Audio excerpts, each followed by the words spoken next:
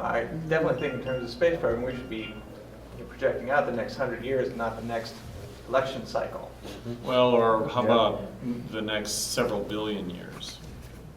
Because ultimately, right, the sun is going to grow and encompass the Earth at some point, and if we're not able to travel to other planets, we are going to be doomed as a. I hope I'm not trying to sound trite on that, but really, that is a long-term view. Definitely the long-term view. This planet won't be here forever, so. This planet is not going depends to on be how here long we forever. expect to be around. Yeah, yeah.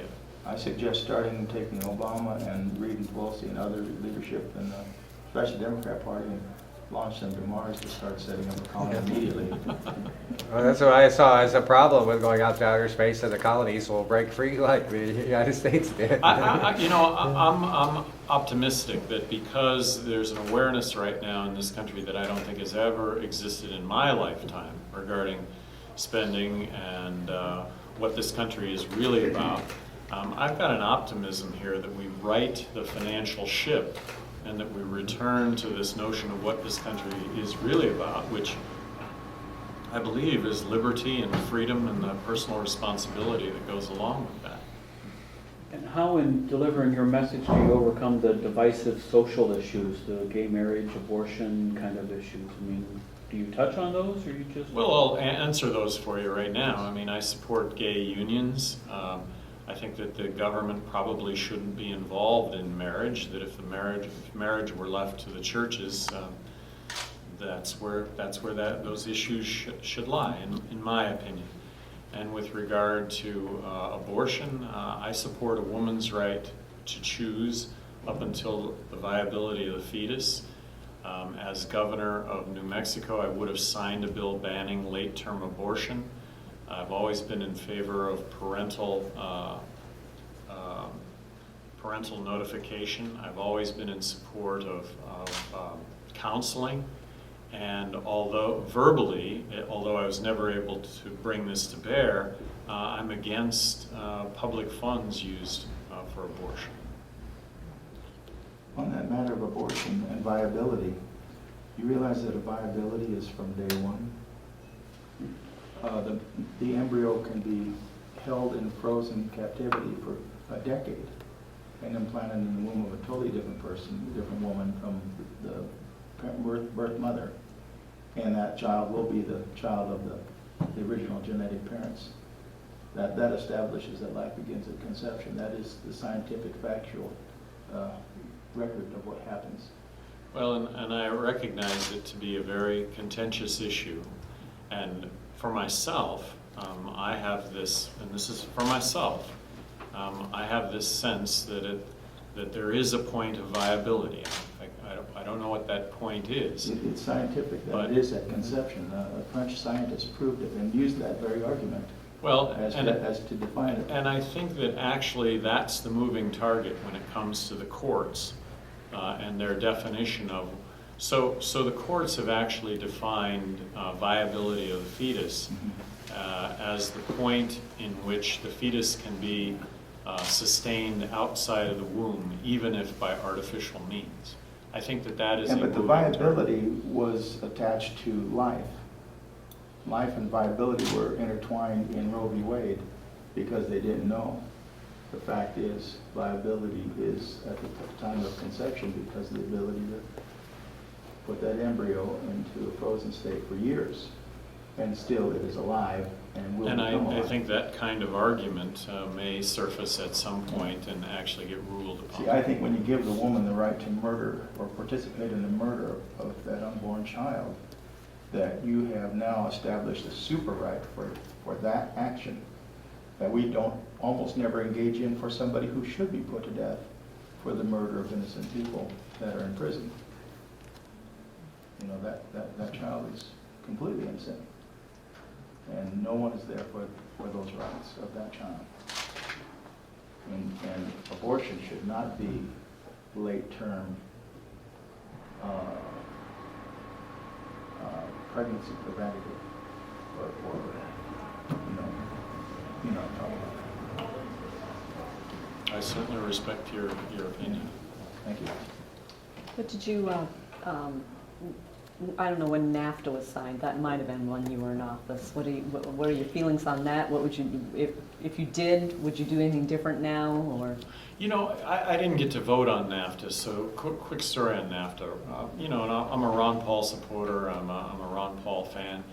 I found out that Ron Paul voted against NAFTA, that he doesn't support NAFTA. Well, when I heard that, I thought, well, gee, that's anti-trade. Why would Ron Paul be anti-trade? Well, then come to find out that he didn't support NAFTA because he thought, and I'm sure he's right, that in fact it didn't promote free trade at all. That it was actually, you know, corporatism.